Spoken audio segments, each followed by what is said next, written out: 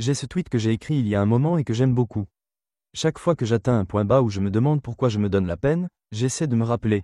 C'est là que la plupart des gens s'arrêtent, et c'est pourquoi ils ne gagnent pas. Cette période, ce mur que vous heurtez, c'est le mur des champions. C'est là que vous laissez tous les autres derrière. Parce que tout le monde ne travaille que jusqu'à la fin de son enthousiasme, puis il s'arrête.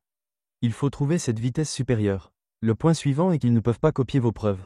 Les gens veulent se faire une réputation, ils veulent être connus pour certaines choses, ils veulent obtenir un statut. Mais les gens peuvent copier vos promesses, vos services, votre logo, votre nom. Mais ils ne peuvent pas copier ce que vous avez fait. Parfois, de jeunes entrepreneurs me contactent et me disent « Je veux construire une grande marque ». Ils disent « Je veux commencer à créer du contenu ». Mais je leur conseille de ne créer du contenu que s'ils documentent vraiment ce qu'ils font et de ne pas passer en mode « professeur ». Parce que ce qui construira votre marque, c'est ce que vous faites. Regardez les titans des affaires. Elon, Bezos, peut-être maintenant Sam Altman, Jensen Huang de Nvidia. Ils ont maintenant ces grandes marques. Steve Jobs, Bill Gates, Warren Buffett, ils sont considérés comme les leaders du monde des affaires. Mais sont-ils arrivés là en construisant des marques personnelles ou en construisant des entreprises ? Ils ont juste construit d'énormes entreprises. Par extension, les gens ont voulu savoir qui était la personne derrière cette grande entreprise. Et ils ont construit leur crédibilité avant de construire leur sympathie. Tout le monde veut mettre la charrue avant les bœufs. Tout le monde veut manger le dessert avant d'avoir la preuve. La preuve vient avant le dessert dans le monde réel. Dans un monde où n'importe qui peut dire n'importe quoi et avoir une portée instantanée, la confiance est la denrée rare. L'idée est que si vous voulez construire une très grande marque, vous devez miser à fond sur la confiance. Et la façon dont les gens peuvent vous faire confiance, c'est que vous faites ce que vous avez dit que vous feriez. La raison pour laquelle les vidéos de MrBeast ont fonctionné, c'est parce qu'il a utilisé ces vidéos comme preuve. Il n'a pas dit « je suis super compétent ». Il a dit « regardez, j'ai fait quelque chose que personne d'autre n'est prêt à faire ». Sa première vidéo virale, c'était lui comptant jusqu'à 1 million ou un truc fou comme ça. Il a fait quelque chose que les autres n'étaient pas prêts à faire, et il se trouve qu'il a documenté cette chose.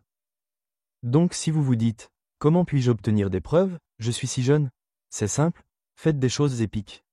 Et les gens se diront « waouh, il a fait des choses épiques, c'est intéressant ». Et cela demande toujours des quantités de travail épiques. L'idée fausse sur le succès du jour au lendemain, c'est qu'il y a juste un seuil au-dessus duquel vous êtes assez bon pour devenir viral. Disons qu'ici, c'est le moment viral. Le truc, c'est que la personne a vécu toute cette vie. Ce que nous, le public, voyons, c'est ce moment et ce qui s'est passé depuis. Nous avons donc la perception d'un succès du jour au lendemain. Et c'est pourquoi c'est si difficile pour les gens de comprendre, parce qu'ils veulent imiter ce qu'ils voient, pas ce qui s'est produit. Nous devons imiter ce qu'ils ont fait, pas ce qui est arrivé. Fondamentalement, ce sont les efforts investis sur une longue période. Ce que nous voyons ici, c'est le résultat, c'est ce qui est visible. Et c'est là que ça devient particulièrement difficile pour les gens qui essaient d'apprendre. La plupart des gens deviennent riches, puis ils deviennent bizarres. Et ce qui se passe, c'est que les gens essaient de copier ce qu'ils font à ce moment-là, pas ce qu'ils ont fait pour y arriver. Ils copient les mauvaises choses. Ils imitent le plateau, pas l'ascension. On ne devient pas riche en volant en jet privé. On devient riche, puis on peut voler en jet privé. Une grande chose que les gens plus riches font, c'est qu'ils agissent avec urgence. Et je dirais que ce ne sont même pas seulement les gens riches, ce sont les entrepreneurs en particulier, pour qui je fais cette vidéo, ils agissent avec urgence. D'une certaine manière, on peut dire à quel point quelqu'un va réussir par la rapidité avec laquelle il fait les choses. L'écart entre la pensée et l'action, c'est quelque chose sur lequel je travaille beaucoup personnellement. À quelle vitesse, entre le moment où je décide de faire quelque chose et le moment où cela se produit réellement. Vous pouvez améliorer votre puissance en tant que personne en réduisant l'écart entre la pensée et l'action. Si vous pensez à l'extrême hypothétique de cela, la figure divine si vous voulez, la pensée et la réalité ne font qu'un. Ils pensent à des planètes et des univers et ils apparaissent. Ce serait la démonstration ultime de puissance, à mon avis. Nous pouvons nous en approcher en réduisant le temps qu'il faut entre le moment où nous pensons, où nous décidons, et où nous agissons finalement. Quand vous n'avez plus d'informations à recueillir pour prendre une décision, alors vous prenez la décision. Et vous prenez la décision en éliminant les alternatives. Le mot « décider » vient du latin « decider », qui signifie « trancher ». Une chose tactique très simple est que chaque fois que vous dites « je vais faire ça d'ici la fin de la semaine », demandez-vous « puis-je le faire d'ici la fin de la journée ?» Cela semble être une petite astuce, mais cela augmente votre rythme de progression de 7 fois. Si vous entendez ça, vous vous dites « waouh, 7 fois ». Oui, et pour cette raison, il y a des gens qui travaillent 100 fois plus vite que vous. C'est une très bonne chose culturelle. Vous pouvez simplement dire « fin de journée », pas « fin de semaine ». Et pas « fin de mois », « fin de semaine ». Leïla en parle beaucoup, c'est une opératrice de génie. Elle a entendu ça d'un mentor. Si c'est une tâche de 5 minutes et que vous avez 5 minutes, faites-la maintenant.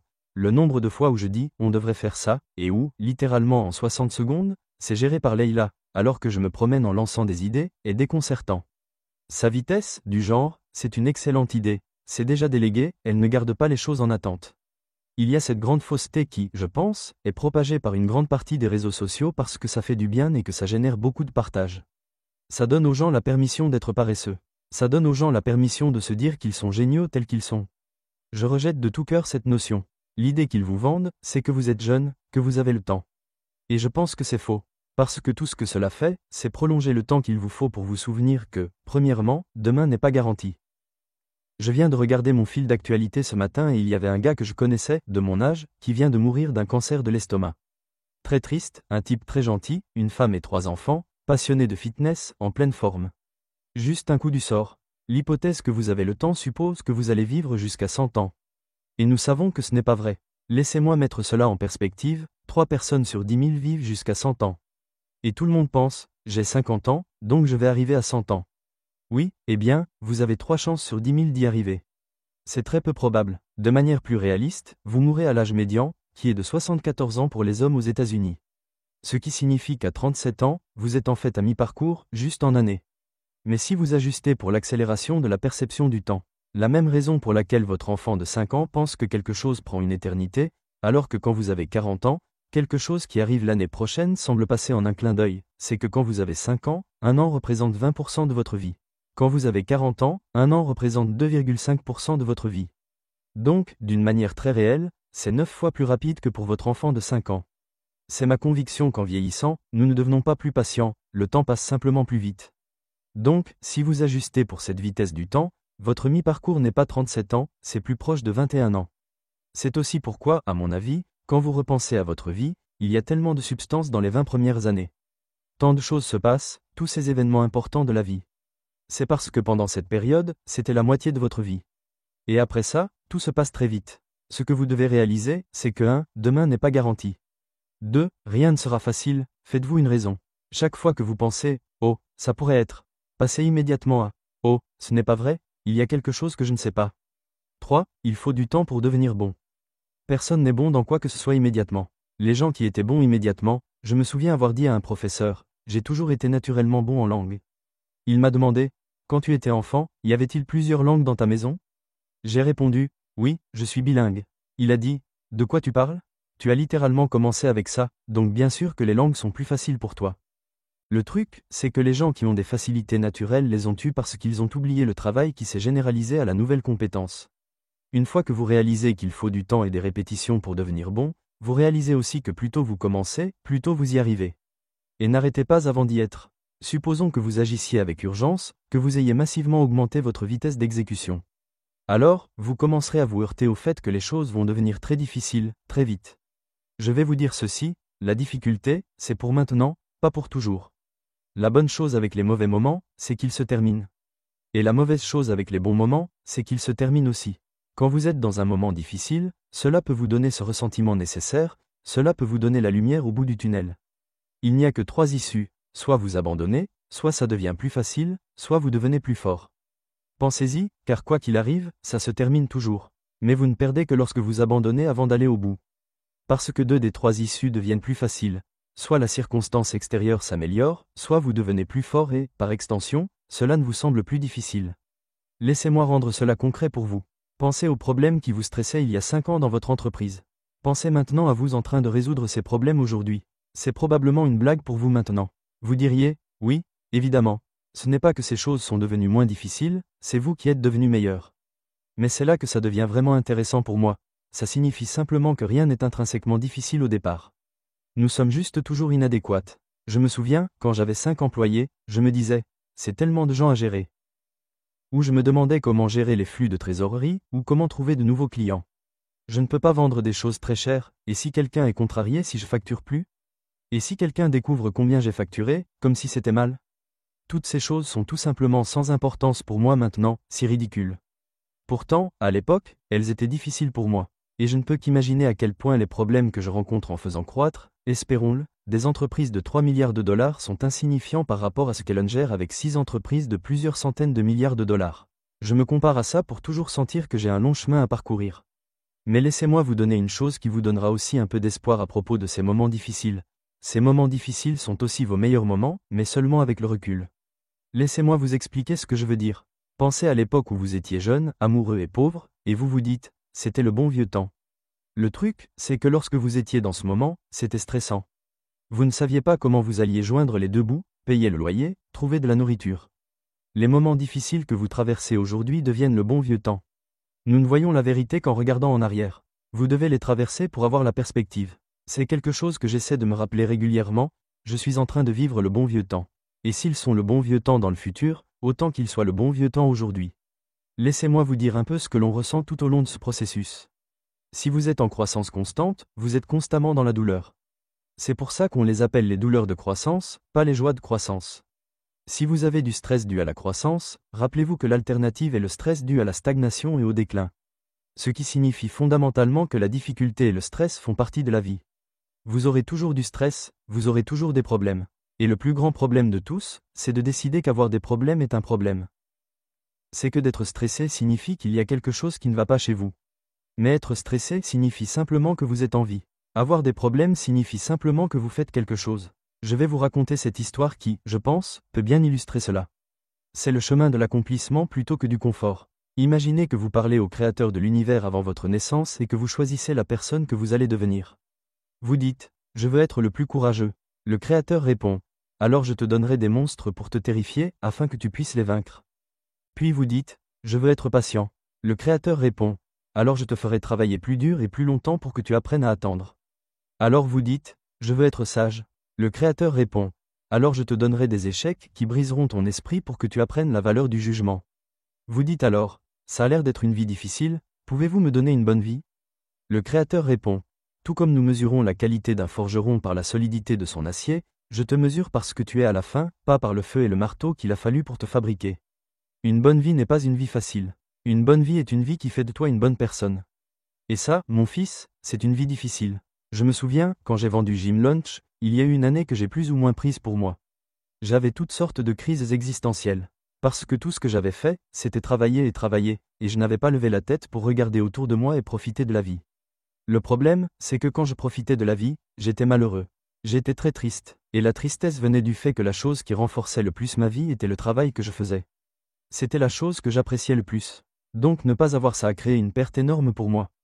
C'est là que j'ai créé l'hypothèse, ou du moins la thèse que j'ai pour ma vie. Le travail acharné est le but. Ne rien laisser dans le réservoir, ce que j'ai appris de Jesse Itzler et que j'adore, vider le réservoir chaque jour, c'est ça le but. Parce que pour moi, ce sont les jours où, avec le recul, je me sens le plus accompli. Sur le moment, on se sent fatigué, épuisé, on s'ennuie, on n'a pas envie de faire une autre répétition, on n'a pas envie de faire 2 heures de plus. Mais 2 heures de plus, une autre répétition, une autre modification, c'est ce qui est requis. Pas ce que vous voulez, mais ce qui est requis. Vous avez un peu de réserve dans le réservoir, et vous ne savez pas si vous en avez un peu tant que vous ne l'avez pas vidé. Je pense à cet acier que nous essayons de fabriquer, et la seule différence, c'est que nous sommes à la fois l'acier et le forgeron. Le Créateur, dans cette histoire, vous donnerait juste le feu. Et soit vous pouvez vous tenir assez loin pour qu'il vous garde juste au chaud, soit vous pouvez y aller et marteler les impuretés pour devenir de mieux en mieux et plus fort. Le feu pourrait être l'entrepreneuriat, la création de contenu, le lancement d'un nouveau produit, la prospection, frapper aux portes, ou quitter votre emploi pour en commencer un autre dans une industrie complètement différente. C'est la chose que les autres ne sont pas prêts à faire. Et ils vous disent de ne pas le faire parce que ça les aide à justifier le risque qu'ils ont choisi de ne pas prendre. Ça les aide à se sentir mieux par rapport au risque qu'ils ne sont pas prêts à prendre. Je me souviens avoir longuement réfléchi à cela quand j'étais plus jeune, et j'ai pensé au mot « exceptionnel ». Le point clé est enfoui dans le mot lui-même, vous ne pouvez pas vous attendre à être accepté si vous voulez être exceptionnel. Pour devenir exceptionnel, par définition, vous devez devenir l'exception. Ce qui signifie que vous devez être différent des autres. Vous devez faire ce avec quoi ils ne sont pas d'accord. S'il était d'accord avec vous, si tout le monde est d'accord avec vous, vous pouvez être sûr que c'est le mauvais chemin. Quand j'ai quitté mon emploi, chaque personne dans ma vie m'a dit que c'était une mauvaise idée. J'ai obtenu mon diplôme en 3 ans à Vanderbilt, j'avais un bon poste de consultant, j'étais prêt à aller dans une des universités de l'Ivy League.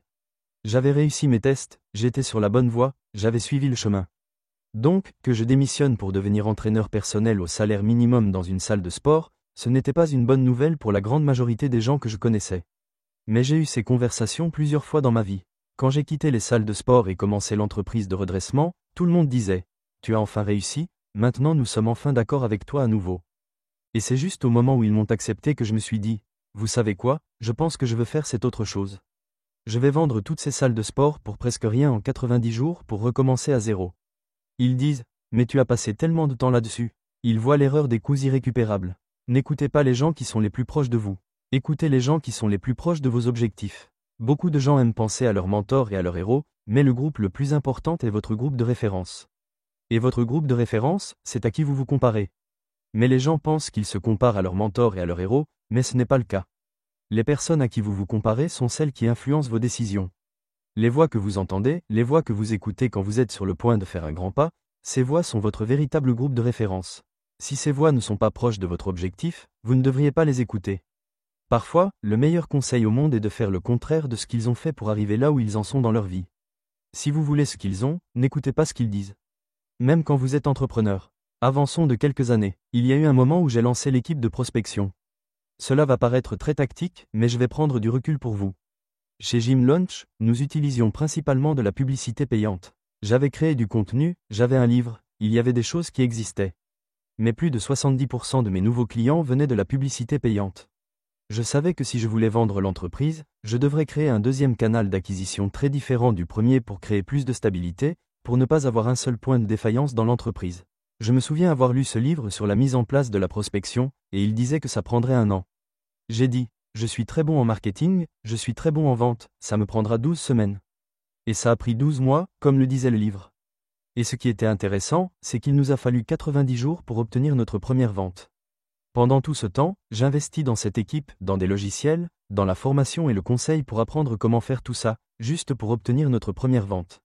Ce n'est pas très bon pour le temps et l'effort que nous y avons mis. 3 mois après, nous avons commencé à avoir quelques ventes, mais toujours pas beaucoup. Et j'ai eu presque une intervention de mon équipe de direction. Ils disaient, nous pensons que c'est un objet brillant, utilisant mes propres mots contre moi, nous pensons que c'est une distraction, ça ne donne pas de résultat pour nous. Je pense que nous devrions limiter nos pertes et passer à autre chose. Et je n'arrêtais pas de me dire, voilà ce que c'est, la difficulté. On doit juste continuer à avancer petit à petit parce qu'on a fait des ventes, ce qui veut dire qu'on doit juste devenir plus efficace. On a continué 6 mois de plus et c'est arrivé au point où ça représentait 50% des revenus. Mais voilà ce que vous ne voyez pas. Que vous lanciez un nouveau canal d'acquisition comme moi, ou de la publicité payante, peu importe. Si je vous dis qu'en 1 an je peux doubler votre entreprise, disons que vous devez me payer 100 000 $ et en 1 an je doublerai votre entreprise. Beaucoup de gens diraient probablement, oui, je signe, je le fais. Peut-être que je prendrai un prêt, mais même pour les 100 000, si je sais que je vais doubler mon entreprise en 1 an, je le ferai. Mais ce qui se passe, c'est que le premier mois, ils dépensent 5 000 et perdent 5 000. Le deuxième mois, ils perdent encore 5 000. Et ils se disent, ah, la pub, ce n'est pas pour moi. Ah, la prospection, ce n'est pas pour moi. Mais en réalité, ce que l'on ressent, c'est qu'on perd 5 000, puis encore 5 000, puis encore 5 000. Et tout d'un coup, un mois, vous gagnez 25 000. Et le mois suivant, vous gagnez 50 000. Et vous récupérez tout cet argent, et même plus. Mais ça arrive d'un seul coup. Il y a un dicton à Wall Street que j'aime bien. Ça arrive plus lentement que prévu, puis plus vite que vous ne pouvez l'imaginer. Il parle de ça quand il s'agit des cracks et des explosions du marché. C'est comme si on se disait, ça devrait s'effondrer, ça ne s'est pas encore ajusté. Ça arrive plus lentement que prévu, puis plus vite que vous ne pouvez l'imaginer. Il faut être prêt à patienter pendant une longue période, en comprenant que l'on veut juste progresser. Je pense que ce qui sépare les maîtres des débutants, c'est que les maîtres ont plus de façons de gagner. Vous pouvez mesurer votre expertise dans n'importe quoi par le nombre de fois et de manières dont vous pouvez gagner. Si vous êtes un expert en création de vidéos, tout au long d'un très long projet, vous avez de nombreuses victoires en cours de route. Vous connaissez tous les petits marqueurs de progrès qui mènent à un grand résultat. Et vous assimilez ces petits marqueurs de progrès à l'objectif final. Quand vous êtes un débutant, vous ne voyez que le résultat final. Tout ce que vous voyez, c'est « je fais des choses et rien ne se passe ». Mais vous n'êtes tout simplement pas capable de bien mesurer les progrès. Si vous voulez augmenter votre expertise, vous devez augmenter le nombre de façons de mesurer, afin d'augmenter le nombre de victoires que vous avez dans une période donnée. Et d'ailleurs, c'est ce qui vous fait apprécier votre travail. C'est comme ça que le travail lui-même devient gratifiant. Pour développer cette expertise, il faut de l'éducation. Les gens pensent que l'éducation coûte cher, mais la seule chose plus chère que l'éducation, c'est de ne pas être éduqué. Dans ma vie, j'ai dépensé plus d'argent que je ne pouvais l'imaginer simplement pour acquérir des compétences et des relations qui me rendraient meilleur. Pour vous donner une idée, la chose la plus chère que j'ai achetée pour ça, c'est un chèque de 350 000 $ pour dîner avec un gars qui valait 7 milliards. Et j'ai eu exactement ce que je voulais de ce dîner. C'était incroyablement précieux pour moi. Il n'arrêtait pas de dire non. J'ai offert 100 000, puis 200 000, 250 000 et 350 000. Quand j'ai offert 350 000, il a dit « D'accord, je dîne avec vous ». Il n'a pas demandé l'argent, mais je pense qu'il voulait juste voir si j'étais prêt à dépenser les 350 000 $ pour ça. J'ai dépensé tellement d'argent pour 1 heure, 2 heures, n'importe quoi pour gagner en contexte. Choisissez votre objectif de revenu. Disons 1 million par an, et vous gagnez actuellement 100 000. Si vous valorisez cet objectif d'1 million, quel prix mettez-vous sur cette éducation? La valeur de cette éducation est la différence entre où vous êtes et où vous voulez aller. C'est pourquoi si je veux devenir un décamilliardaire, je devrais être prêt à payer tout ce que j'ai pour acquérir les compétences, l'expérience, les connaissances pour y arriver. S'il y a un moyen de dépenser 50 000 $ pour apprendre une compétence qui rapporte 1 million par an, alors chaque année où vous ne le faites pas, vous perdez 950 000 $ que vous auriez gagné si vous aviez fait cet investissement. Le point clé ici est que nous utilisons un langage de pauvre quand nous parlons d'éducation, alors que nous devrions utiliser un langage d'investisseur. Parce que ça devrait être un investissement dans un actif, et cet actif, c'est vous. Vous ne pouvez pas le vendre, mais vous pouvez y investir et le faire grandir. Si vous pensez aux investissements, vous ne direz jamais qu'un investissement est cher. Il y a juste un coût et un retour. Si quelqu'un dit qu'une action coûte 100 ou 1000 $, ça peut être cher par rapport au retour. Mais si le retour est censé être bon, personne ne dit que le montant lui-même est cher. C'est juste le coût pour le retour, c'est l'investissement. Si vous pensez à l'éducation de la même manière, elle doit toujours être encadrée en termes de ce que vous en retirez, pas de combien elle coûte. Ce n'est pas une question de combien vous gagnez maintenant, c'est combien vous allez gagner et combien cela vaut pour vous. Pour moi, quel que soit mon écart, c'est ce que je suis prêt à y investir sans hésitation. Pendant probablement les 6 premières années de mon parcours entrepreneurial, j'ai tout perdu et j'ai réinvesti tout l'argent supplémentaire que j'avais pour apprendre plus de choses. Même quand je faisais des bénéfices, ma plus grosse dépense, c'était moi. Mais pas pour mon train de vie, mais pour mon éducation, mon réseau, mon environnement et les compétences que je voulais apprendre. Les cours, les ateliers, les séminaires, les programmes de coaching, tout ce que j'ai fait. Je suis un produit de ce monde, même si je pense que ce monde, dans l'ensemble, a beaucoup de gens nuls. J'ai quand même beaucoup appris. Et on peut apprendre tout autant en apprenant ce qu'il ne faut pas faire, en se disant « je ne ferai jamais ça » ou « je ne traiterai jamais quelqu'un comme cette personne m'a traité ». Les meilleurs étudiants ne sortent jamais négatifs. J'ai toujours été le meilleur dans chaque programme, chaque coaching que j'ai jamais fait. Le processus que j'utilise est 1. Faites tout ce qu'ils vous disent à la lettre la première fois. Ensuite, prenez ce qui marche et jetez le reste. On peut apprendre quelque chose de tout le monde, mais ne prenez que ce qui vous rend plus fort. C'est une citation de Harry Potter, l'épée de Gryffondor, mais j'adore parce qu'elle était enchantée pour ne prendre que les choses qui la rendaient plus forte. Elle a absorbé le venin du basilic, ce qui lui a permis de tuer les Horcruxes plus tard. J'aime me voir comme cette épée. Je continue d'investir, je continue de forger l'acier, mais je ne prends que ce qui me rend plus fort. Beaucoup de gens ont des expériences négatives avec des coachs, des consultants, des fournisseurs.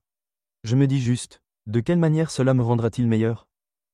En posant cette question plutôt qu'en énumérant les nombreuses choses qu'ils auraient pu mieux faire, en disant simplement qu'il y a quelque chose que je peux apprendre de ça et que cette expérience me rendra plus fort. Cette façon de penser a peut-être été l'une des plus précieuses que j'ai eues. Parce que comme vous, j'ai dépensé beaucoup d'argent pour des choses qui, soi-disant, n'ont pas fonctionné, mais j'en ai quand même assez appris, et souvent sur ce qu'il ne fallait pas faire, ce qui m'a permis de voir ce qu'il fallait faire. Mais avant ça, je devais faire la première étape, faire tout ce qu'il disait à la lettre la première fois. Et si pour une raison quelconque ça ne marchait pas, j'utilisais mes autres compétences pour combler la différence afin de trouver un moyen de le faire fonctionner. Et d'ailleurs, s'ils ont une histoire de réussite, ce qui est généralement le cas car c'est comme ça qu'ils vous ont vendu le truc, trouvez cette personne et comprenez ce qu'elle fait qui manque dans l'enseignement. Fondamentalement, si vous achetez quelque chose ou quelqu'un a réussi, cela signifie qu'il y a des activités qui mènent au succès. Je vais vous montrer ça visuellement. Disons qu'il y a un pont. D'un côté il y a l'argent, et de l'autre, c'est vous. Quelqu'un vous montre un chemin. Vous avez payé et il vous donne ces petites briques. Peut-être que vous avez dû payer différents fournisseurs pour chacune de ces briques, mais vous n'avez toujours pas gagné d'argent. Le truc, c'est qu'il y a un vide ici. La raison pour laquelle certaines personnes réussissent avec les programmes de certains et d'autres non, c'est que les gens qui avaient déjà acheté cette brique à quelqu'un d'autre avant, cette brique ne leur manque pas. Si vous voyez l'éducation que vous avez comme ces briques sur la route, vous ne diriez pas que les fondations d'une maison sont une arnaque. Vous diriez simplement que ce n'est pas une maison complète. S'ils vous ont vendu l'attente que vous auriez une maison, bien sûr, vous pourriez être contrarié. Mais ils vous ont quand même aidé à construire des fondations. Ce sont les mêmes personnes qui se plaignent en disant « J'ai appris l'arithmétique avec Madame Martin, mais quand j'ai trouvé Monsieur Dubois et qu'il m'a appris le calcul. » On ne dirait pas ça. Mais pour une raison quelconque, les gens parlent des bases des affaires de la même manière quand ils deviennent plus avancés. Si quelqu'un vous a appris à faire de la prospection pour vendre à vos premiers clients, et que quelqu'un d'autre vous apprend plus tard à faire de la publicité, Vous avez probablement appris à gérer les prospects des publicités parce que vous aviez appris à faire de la prospection. Vous avez probablement appris à vendre parce que vous aviez appris à vendre à des inconnus. Et donc, quand vous avez fait de la publicité, ça a marché pour vous. Et quelqu'un d'autre qui a fait exactement la même chose n'avait pas les briques que vous aviez, et n'a jamais vu l'argent arriver. Quand quelque chose ne marche pas, ça ne vous rend pas meilleur de dire que c'est de leur faute. La faute n'a d'importance qu'aux yeux de la loi, et vous n'allez poursuivre personne de toute façon. La seule chose qui compte, c'est que le résultat se produise ou non, ce qui est sous votre contrôle. Parce que cela signifie simplement qu'il y a un écart entre où vous êtes et où vous voulez aller. Beaucoup de gens diraient alors, bien sûr Alex, c'est facile à dire pour toi, tu es un homme blanc. Vous avez raison, cool. Alors ne regardez pas la vidéo, passez à autre chose. Pour tous les autres, vous avez des relations, de l'argent, une belle apparence, de l'intelligence. C'est super, mais vous pouvez battre tout ça. Vous pouvez battre quelqu'un qui a les 4 si vous avez une chose, le désir de vous améliorer. Le désir insatiable de s'améliorer. Peu importe où vous commencez, si vous avez ça, il est difficile de battre quelqu'un qui s'améliore chaque seconde de chaque jour sans s'arrêter, sans abandonner. J'ai rencontré des gens qui ont des relations, de l'argent, une belle apparence et de l'intelligence, et qui ne battent pas les gens qui ont un désir insatiable de s'améliorer et qui n'arrêtent pas. Si vous y pensez comme ça, si la vie était une course où à la fin on meurt, il faut donc finir premier, n'est-ce pas? Il y a des gens qui peuvent commencer à différents endroits de cette course, mais ce qui n'est pas mesuré, c'est la vitesse à laquelle vous pouvez avancer. Je ne sais pas si vous avez vu ces clips qui sont devenus viraux dans la NFL où un de leurs receveurs part 20 mètres derrière un fan, et ils doivent courir la longueur du terrain de football. Et le receveur le rattrape généralement, lui parle, puis le dépasse à toute vitesse. Il s'agit beaucoup moins de l'endroit où vous commencez, car c'est là que beaucoup de perdants se définissent. Ils se définissent par ce qui leur est arrivé plutôt que par ce qu'ils ont fait arriver. Quelqu'un d'autre est peut-être ici, mais ça n'a d'importance que si vous pensez qu'il y a de l'équité. Mais je ne crois pas que l'équité existe dans l'univers. Il y a simplement un point de départ et un rythme de progression. Le point de départ, vous ne pouvez pas le contrôler, mais le rythme de progression, si. Contrôlez ce que vous pouvez contrôler. Si l'éducation est un changement de comportement, si vous devenez éduqué, vous faites quelque chose de différent après avoir appris quelque chose. Alors l'intelligence est la vitesse d'apprentissage. Ce qui signifie que vous pouvez, d'une manière très réelle, influencer la vitesse à laquelle vous avancez dans cette course, indépendamment de votre point de départ. Vous remarquerez aussi que la personne ici n'a aucune influence sur ce que fait cette personne. Ces deux personnes sont des individus indépendants. La seule raison pour laquelle cette personne est contrariée, c'est qu'elle pense que ce n'est pas juste. Si vous éliminez l'équité de votre vocabulaire et ne pensez qu'en termes de « que dois-je faire ?», cela élimine beaucoup de distractions qui vous maintiennent pauvre. Si vous vous souvenez du début, les paresseux se laissent distraire. Ils se concentrent sur la distraction. Et une des plus grandes distractions est « ce n'est pas juste ». Je ne devrais pas avoir à le faire, je devrais l'obtenir, je devrais, il faudrait. C'est plein de « devrait ». Et je vous dirais que « devrait », dans ma vision du monde, ne devrait pas exister, car « devrait » crée des attentes envers un univers indifférent. Cela dit que vous exigez quelque chose, et je vous promets que l'univers gagnera. Il suffit de regarder des bébés phoques se faire manger par des orques juste après leur naissance pour se dire « Waouh, la vie n'est pas juste ». Je suis sûr que ce phoque pourrait se dire « Ce n'est pas juste que mes bébés aient été mangés devant moi ». C'est dur, n'est-ce pas?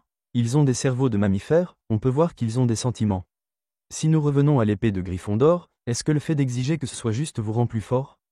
Est-ce que le fait de dire que cette personne a commencé plus loin que vous avantage de quelque manière que ce soit?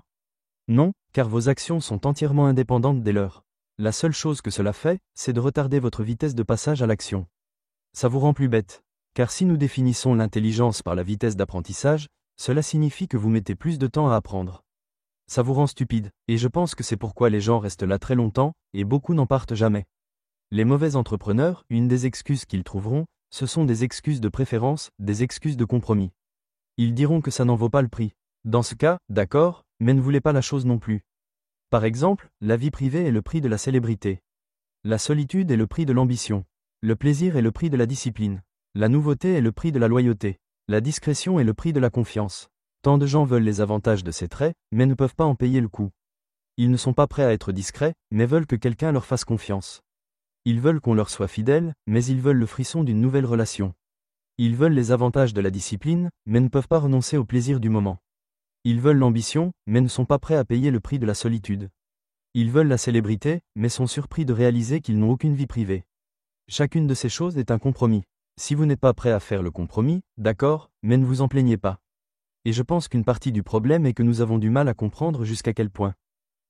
Chacun de ces idéaux n'est pas binaire. Ce n'est pas la discrétion, c'est à quel point vous êtes discret. Ce n'est pas le plaisir, c'est combien de plaisir. Ce n'est pas la solitude, c'est à quel point vous êtes seul. Et ce n'est pas le travail acharné, c'est à quel point vous devez travailler dur et pendant combien de temps. La plupart des gens, et c'est là que viennent beaucoup de plaintes, croient qu'ils font un travail de 10 sur 10. Pour moi, en ce moment, c'est dur à 10 sur 10. Mais en fait, ils ne font qu'un dixième du travail nécessaire pour atteindre cet objectif. Ils font peut-être un travail de 10 sur 10 pour un objectif de 100 000 $, mais ils font un travail de 1 sur 10 pour un objectif d'1 million de $. Je pense qu'une grande partie de ce travail consiste à évaluer la réalité avec précision et à voir quels sont vos écarts réels, et à réaliser combien de travail vous devez vraiment faire pour devenir bon dans chacun de ces domaines. Parce que la plupart des résultats ne se produisent pas tant que vous n'avez pas rempli toutes les conditions. Comme un pipeline. Disons que vous avez ce pipeline ici, avec ses vannes. L'eau arrive ici, et une fois qu'elle a tout traversé, elle sort de l'autre côté. Ces vannes doivent s'ouvrir. Vous devez ouvrir chacune de ces vannes. Disons que vous avez coché 3 des 4 cases. L'eau sera toujours bloquée ici. Vous n'obtiendrez toujours pas l'eau. Le truc, c'est que même si vous travaillez et que vous vous dites « mais j'ai fait ça et ça n'a pas marché, ça a peut-être marché. Ça n'a peut-être juste pas rempli toutes les conditions pour obtenir le résultat. » Si vous pensez à la vie et au résultat de cette façon, ça devient beaucoup plus facile, car ça cesse d'être émotionnel. Vous pouvez simplement dire « il y a une condition que je n'ai pas remplie et je dois trouver quelle est cette condition », plutôt que de proclamer que l'univers n'est pas juste ou que vous avez commencé plus loin. Peut-être que cette personne n'a qu'à remplir 3 de ces conditions et vous 4. D'accord, alors ça veut dire que vous allez être meilleur qu'elle. Pourquoi est-ce une mauvaise chose?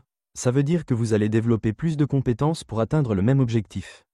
Super, si à la fin de cette vie, vous êtes l'acier, la chose qui est créée, alors vous ne pouvez pas en vouloir au marteau et au feu qui vous fabriquent. Parce que vous ne pouvez pas souhaiter un caractère fort et une vie facile, car le prix de l'un est l'autre. Soit les gens ne réussissent pas parce qu'ils ne comprennent pas qu'ils doivent faire un compromis qu'ils ne sont pas prêts à faire, soit le compromis qu'ils font actuellement n'est pas suffisant. Soit ils pensent qu'ils méritent les chaussures Nike juste parce qu'ils sont qui ils sont, et pensent que ce n'est pas juste, et que le propriétaire du magasin devrait juste leur donner les chaussures. Il suffit de regarder les informations, il y a plein de gens qui pensent comme ça, ils essaient de les prendre. Mais ça fait d'eux des voleurs, ça les rend bien pires. Le niveau suivant, ce sont les gens qui disent « Je suis prêt à payer pour les Nike, mais je paierai 30. » C'est comme « Oui, mais elles coûtent 300. C'est le prix. Oui, mais je paierai 30. » Ils ne comprennent pas l'étendue du compromis, puis ils se plaignent que leurs 30 $ ne suffisent pas. Ça ne devrait pas être si cher. C'est comme ça. Il y a un dicton que Leila et moi disons beaucoup en interne. Ça prend ce que ça prend. Si nous voulons cette chose, ce qui doit souvent arriver, c'est qu'il faut continuer à enchérir. C'est beaucoup plus comme une enchère de compromis. Parce que le niveau 3 du monde réel, c'est que vous voyez les Nike, vous offrez 30, et vous réalisez que ce n'est pas assez. Au lieu de vous plaindre ou de partir, vous dites 50, puis 100. C'est ça, la douleur, être capable de constamment réinitialiser les attentes, encore et encore, jusqu'à ce que finalement vous y arriviez, que vous enchérissiez à 300 $, que vous obteniez vos Nike, et que tout d'un coup tout le monde dise « ça doit être bien d'être né si naturellement doué ». Il suffit de regarder certains de mes tout premiers contenus. J'ai fait ces contenus pour mes salles de sport il y a 13 ans. Regardez ces vidéos et dites-moi si vous pensez la même chose. Je devais boire des shots avant les vidéos tellement j'étais nerveux à l'idée de paraître stupide. La version la plus élevée de ceci. Décomposons-le. Le niveau 0 des compromis, c'est « devrait ». Vous dites simplement que vous devriez l'obtenir pour rien. Le niveau suivant, c'est « trop cher ». Vous dites que c'est 30 $, mais en fait c'est 300, et vous dites « ça devrait ». Le niveau suivant, c'est « enchérir ». Vous enchérissez 30, 50, 100, et vous découvrez que vous êtes insuffisant et vous continuez à monter. Le niveau final, c'est la « source » où vous déterminez le prix. C'est là que, à mon avis, vous créez votre réalité. C'est continuer à marteler le contenu, à écrire des brouillons du livre avant que quiconque ne les ait vus, parce que c'est vous qui avez un standard plus élevé que tout le monde. Vous n'acceptez plus l'approbation des autres comme test décisif. Le marché, au début, vous dira si vous êtes bon ou non. Mais Steve Jobs, Henry Ford, on leur aurait demandé des chevaux plus rapides, pas des voitures. C'est qu'ils exigent plus d'eux-mêmes que n'importe qui d'autre. En fixant ce standard ici, alors que tout le monde est ici, en atteignant les standards du marché, vous abaissez en fait les vôtres. C'est là que vos standards deviennent la source. C'est là que vous entrez dans un cercle restreint. Et c'est ce que les riches, si vous voulez, quand nous parlons en privé de ce que les gens ne comprennent pas, c'est de maintenir le standard. À mon avis, la personne qui devrait prendre la décision dans chaque organisation est la personne qui a les standards les plus élevés. Pas la personne la plus ancienne, pas la personne qui a le plus d'actions. C'est la personne qui a les standards les plus élevés pour quoi que ce soit. Notre marketing devrait être à ce niveau. Si le propriétaire pense que c'est moins, alors cette personne devrait être celle qui dirige le marketing. Si quelqu'un d'autre pense que le produit doit être aussi bon, et quelqu'un d'autre moins, cette personne devrait être en charge, que ce soit son premier ou son 1000e jour. La personne qui a les standards les plus élevés est celle qui devrait prendre la décision. Elle devrait devenir la source. Quand vous arrivez à ce niveau, la seule personne avec qui vous faites des compromis, c'est vous-même. C'est vous qui déterminez si c'est assez bon pour que vous y mettiez votre nom, plutôt que de vous demander si c'est assez bon pour qu'ils disent que c'est bon. Par exemple, J.R.R. Tolkien a travaillé sur le Hobbit pendant une décennie et n'a même pas soumis le manuscrit. Un de ses amis a vu qu'il y travaillait depuis une décennie, l'a pris sur son bureau et l'a soumis pour lui à un éditeur. Et puis c'est évidemment devenu le Hobbit et tout ce qui a suivi. Ces standards étaient si élevés qu'ils ne pensaient même pas que c'était prêt, mais c'était tellement bon qu'ils l'ont finalement publié. Beaucoup d'entre vous pensent que vous êtes J.R.R. Tolkien, mais la plupart d'entre vous ne le sont pas. C'est en fait très mauvais.